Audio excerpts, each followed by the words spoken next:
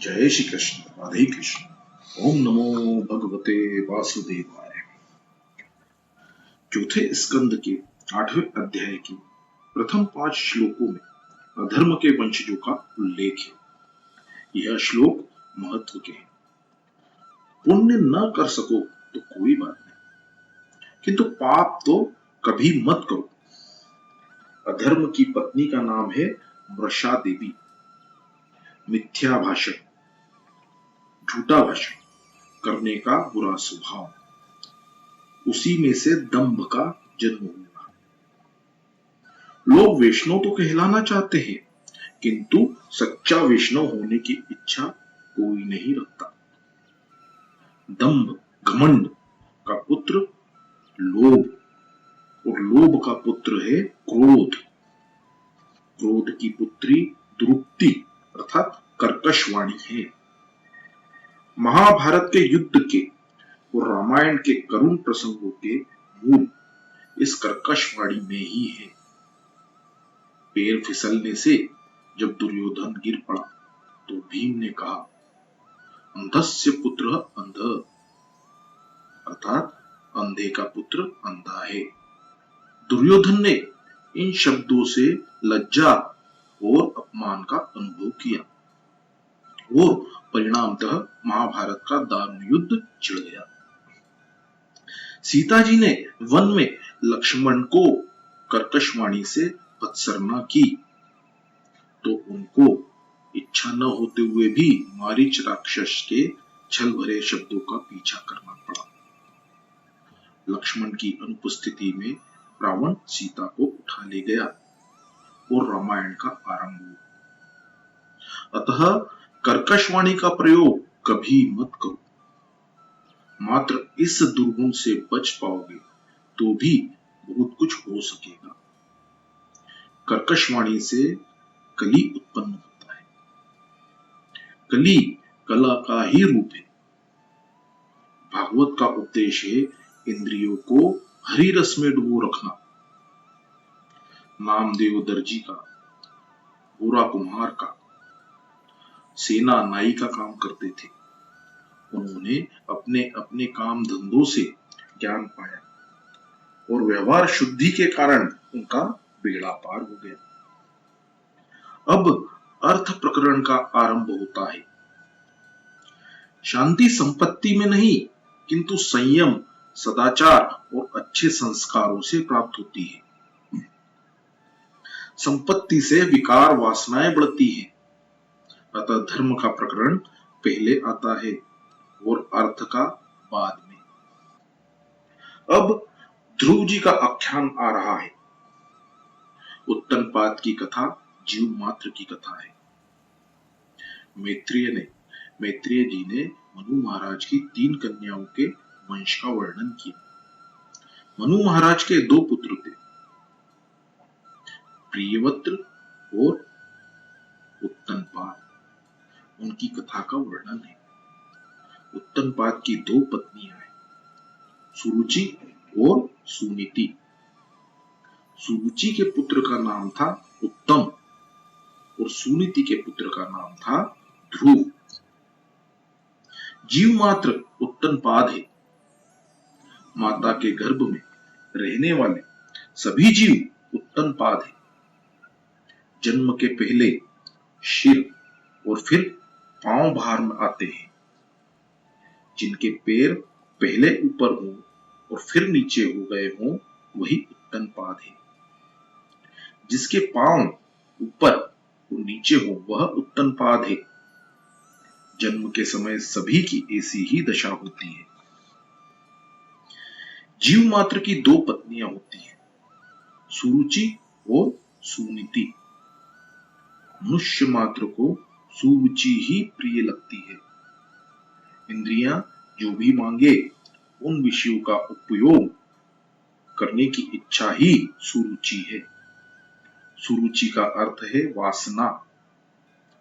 आजकल तो सभी को रुचि ही प्यारी लगती है। मन को, इंद्रियों को जो अच्छा लगता है वही मनुष्य करने लगता है। वह न तो शास्त्र से पूछता है, न तो धर्म से पूछता है, और न ही संतों से। रुचि का अर्थ है मन पसंद इच्छा। मन जो भी मांगे उन्हीं भोगों में लीन होने के लिए जो आतुर बने वह रुचि का दास है। जिसे रुचि से प्यार होगा उसे नीति से कैसे प्यार होगा? नीति कैसे प्यारी लग सकती है? नीति भले ही विरोध करे फिर भी इंद्रियां तो स्वभावतः विषयों की ओर ही दौड़ती है। जीभ जो भी मांगे वह सब उसे मत दो। कई लोग सुपारी खाए बिना नहीं रह सकते। सुपारी वैसे तो ठीक है, किंतु प्रमाण से अधिक खाने पर वह मनुष्य संयमी नहीं रह सकता। मनुष्य मात्र को सुनीति अर्थात नीति से अधिक प्रेम नहीं है। वह प्यारी रानी नहीं है। मनुष्य को सुनीति से नहीं, सुरुचि से ही प्रेम है। जीव मात्र के लिए यही बात सच्ची है। उसे सदाचार युक्त संयम भरा जीवन नहीं भाता। जीव वासना के अधीन होकर विलासी जीवन जीना चाहता है। जीव मात्र नीति के अधीन नहीं रहना चाहता। वह सोचता है कि सुरुचि के अधीन होने से उसे उत्तम फल मिलेगा। सुरुचि का फल उत्तम है। इसी से सुरुचि के पुत्र का नाम उत्तम है। उद मतलब ईश्वर, तम मतलब अंधकार। अंधकार अज्ञान है। ईश्वर के स्वरूप का अज्ञान ही उत्तम का स्वरूप है। इंद्रियों के दास होने पर ईश्वर स्वरूप का ज्ञान नहीं हो पाएगा। जो सुरुचि में फंसा है और विलासी जीवन जीता है उसे ईश्वर के स्वरूप का ज्ञान नहीं हो सकता। वह ईश्वर को नहीं पहचान सकता। ईश्वर का ज्ञान विलासी को नहीं हो सकता, विरक्त को ही हो सकता है। गीता जी से पूछो कि कैसे व्यक्ति को ईश्वर का ज्ञान हो सकता है? जिसमें सात्विक गुण की बुद्धि होती है उसी को ज्ञान प्राप्त होता है। सात्विक गुण की बुद्धि संयम पूर्ण सदाचारी जीवन जीने से होती है। केवल शब्द ज्ञान ज्ञान नहीं है। उत्तम विषय क्षणिक सुख देता है और वह उत्तम सुख क्षणिक विषयानंद है। इंद्रियों और विषयों के संयोग से जो क्षणिक सुख मिलता है वह सुख नहीं, सुख का केवल आभास ही होता है। खुजली को खुजलाने से सुख नहीं, सुख का आभास ही हो पाता है। मनुष्य की हर एक इंद्रिय को विषय भोग की आकांक्षा होती है। सयानापन वैसे आता तो है किंतु वह स्थायी नहीं हो पाता। इंद्रियों और विषयों के संयोग से जो क्षणिक सुख मिल पाता है। भोजन सरस होगा तो जरूरत से भी ज्यादा खा लिया जाएगा जिससे अजीर्ण होगा। फिर ऊपर से अन्न पाचन के लिए गोलियां लेनी पड़ेगी। ऐसे समय में रुचि और खाने को कहती है किंतु नीति मना करती है। स्वामी शंकराचार्य इसलिए तो आज्ञा देते हैं, स्वादिष्ट अन्न की याचना मत करो। देववशात जो भी प्राप्त हो उसी से संतुष्ट हो जाओ। स्वादिष्ट भोजन करने वाला भजन नहीं कर पाएगा। नीति का फल आरंभ में कष्टदायी होते हुए भी अंत में सुखदायी है, जबकि विषयानंद का आरंभ में परिणाम सुखदायी होने पर भी उसका परिणाम दुख ही होता है। जिसका जीवन शुद्ध है, पवित्र है, उसी को भजनानंद मिलता है और वही आनंद टिकाऊ होता है। नीति के अधीन रहकर जो पवित्र जीवन जीता है उसी को ईश्वर का ज्ञान मिलता है। सुनीति से ध्रुव मिलता है। सुनीति से ध्रुव मिलता है। सुनीति का फल ध्रुव है। सुनीति का पुत्र ध्रुव है। ध्रुव का तात्पर्य है अविनाशी अनंत सुख का, ब्रह्मानंद का कभी विनाश नहीं होता। जो नीति के अधीन रहेगा उसे ध्रुव सा ब्रह्मानंद प्राप्त होता है। मनुष्य यदि सुनीति के अधीन होता है तो सदाचारी बनता है, और यदि वह मात्र सुरुचि के अधीन होता है तो दुराचारी होता है। तुम्हारे सामने ये दो आनंद हैं, विषय आनंद और परमानंद।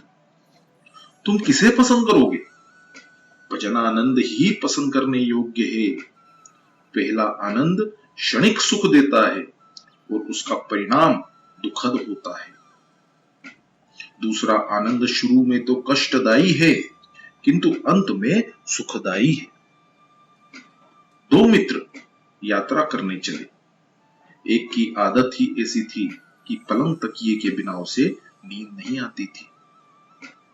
उसने बोरिया बिस्तर बांध तो लिया किंतु उसे ढोने के लिए मजदूर न मिला, अतः वह सारा सामान उसे खुद ही उठाना पड़ा।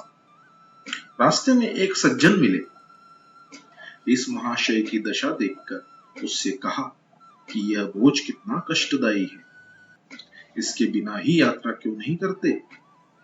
तो उसने उत्तर दिया, चाहे यह बोझ मुझे ही क्यों न उठाना पड़े, किंतु रात को सोते वक्त तो बड़ा मजा आता है।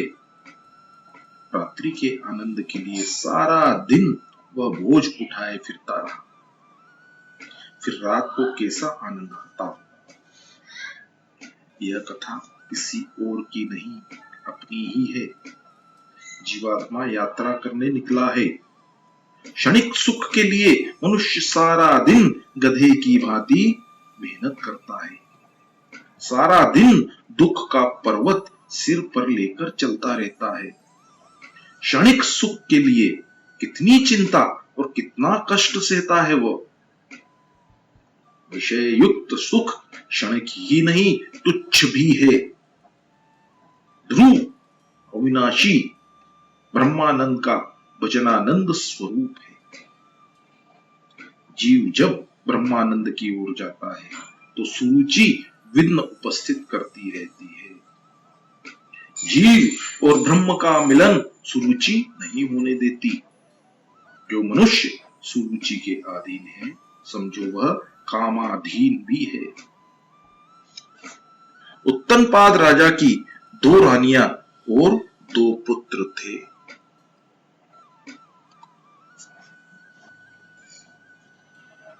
उत्तनपाद राजा की दो रानियां और दो पुत्र थे। राजा को सुनीति नहीं सुरुचि ही प्यारी थी। हम सभी की भी यही बात है। हमें नीति से प्रेम नहीं है, किंतु इंद्रियों और वासना को बहकाने वाली सुरुचि से ही प्रेम है। एक बार उत्तनपाद सिंहासन पर बैठे हुए थे। सुरुचि भी वहीं बैठी हुई थी।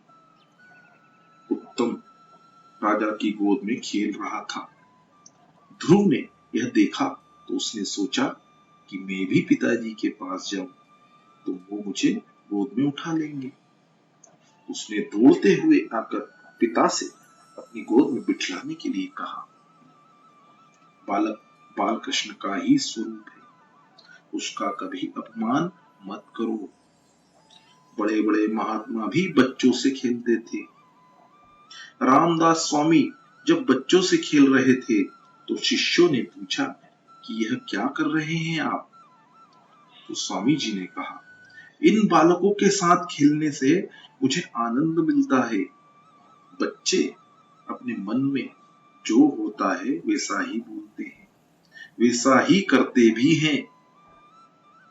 मन, वाणी और क्रिया एक समान होने पर ही तुम भगवान की भक्ति सही ढंग से कर सकोगे।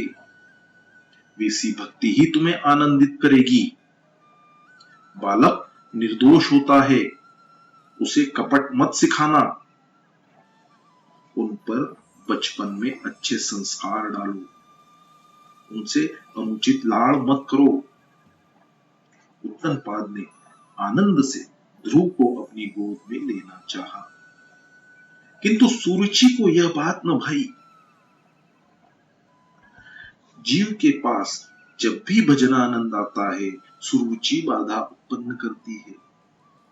पूजा करते समय मन रसोई घर की ओर गया, या तो प्रभु भजन करते हुए मन विषयों की ओर बह गया, तो समझ लेना कि सुरुचि आ गई।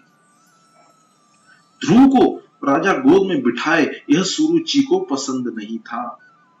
उसने सोचा कि राजा जीवात्मा जो ध्रुव भजनानंद मिलेगा तो वासनाधीन नहीं होंगे और मेरा कुछ भी काम नहीं बन पाएगा।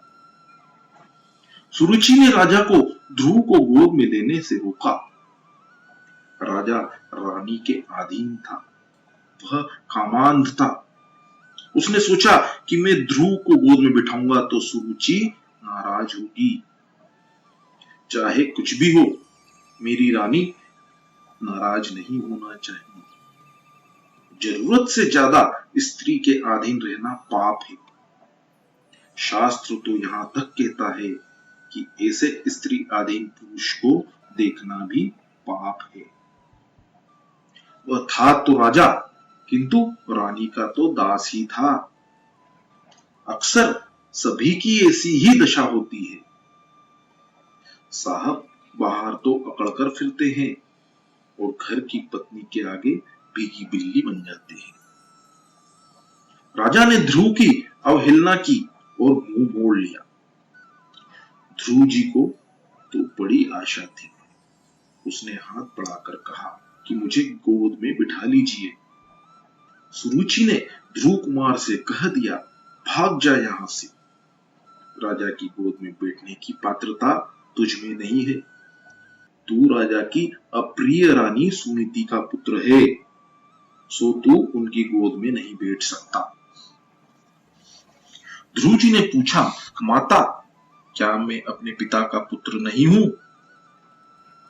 सुखदेव जी वर्णन कर रहे हैं, सुरुचि ने उस समय ताना दिया कि तेरी माता रानी नहीं है, रानी मैं हूं, तेरी माता दासी है।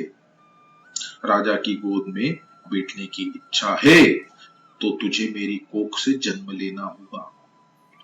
तू वन में जाकर तप कर और ईश्वर की आराधना कर और मेरी कोख में जन्म पाने की मांग कर।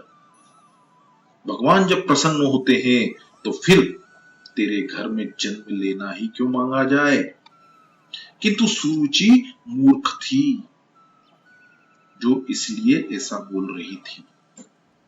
ध्रुव को आशा थी कि पिताजी कुछ पल के लिए तो गोद में लेंगे ही, किंतु सुरुचि के अपमान से रोता हुआ वह बालक अपनी माता सुनीति के पास लौट आया।